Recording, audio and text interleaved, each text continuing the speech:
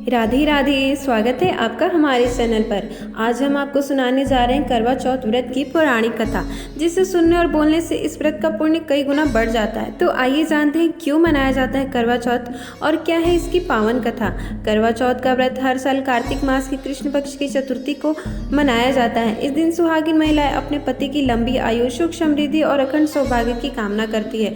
सुबह से रात तक निर्जला व्रत रखकर चंद्रमा को अर्घ देकर और पति के दर्शन से व्रत पूर्ण किया जाता है। यह व्रत प्रेम, विश्वास और समर्पण का प्रतीक माना जाता है। तो आइए जानते हैं इस व्रत की कथा। बहुत समय पहले की बात है। एक ब्राह्मण था जिसकी 7 पुत्रियां और एक पुत्र था। सातों बहन अपने छोटे भाई से बहुत प्यार करती थी। जब करवा चौथ का दिन आया तो सब बहनों ने व्रत रखा। दिन भर सबने निर्जला व्रत किया, ना कुछ खाया ना पानी पिया। शाम होते ही सबको भूख और प्यास लगने लगी, पर सब चांद निकलने का इंतजार कर रही थी। उनकी सबसे छोटी बहन वीरवती सबसे प्यारी थी। वो भूख और प्यास से बहुत परेशान थी। उस समय उसका भाई आया और बोला, बहन तुम बहुत कमजोर लग रही हो, कुछ खा लो। वीरवती बोली, नहीं भैया, अभी चांद नहीं निकला, चांद देखकर ही व्रत खोलूंगी।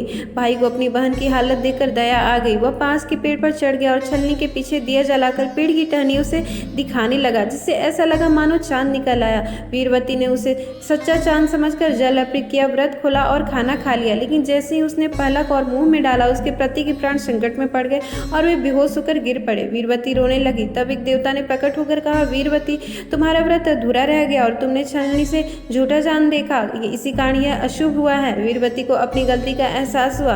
उसने पूरे वर्ष हर महीने चौथ का व्रत किया और ईश्वर से प्रार्थना की। अगले साल जब करवा चौथ आया, उसने पूरी श्रद्धा से व्रत रखा और जब चांद को अर्घ देकर पति के चढ़ने को देखा, तब उसके पति पुनः जीवित हो उठे।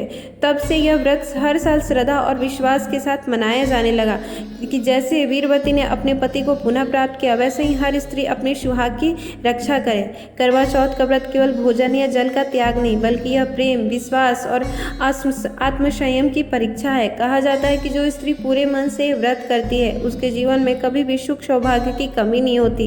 इस व्रत से पति पत्नी के बीच का बंधन और भी मजबूत हो जाता है, इसलिए इसे अखंड सौभाग्य व्रत भी कहा जाता है। अगर आपको ये कथा पसंद आई हो तो वीडियो को लाइक करें। भगवान शिव पार्वती का आशीर्वाद पाने के लिए जय माता कारवा कमेंट में जरूर लिखें और ऐसे ही धार्मिक कथाएं सुनने के लिए चैनल को सब्सक्राइब करें। हर सुहागिन को करवा चौथ की हार्दिक शुभकामनाएं।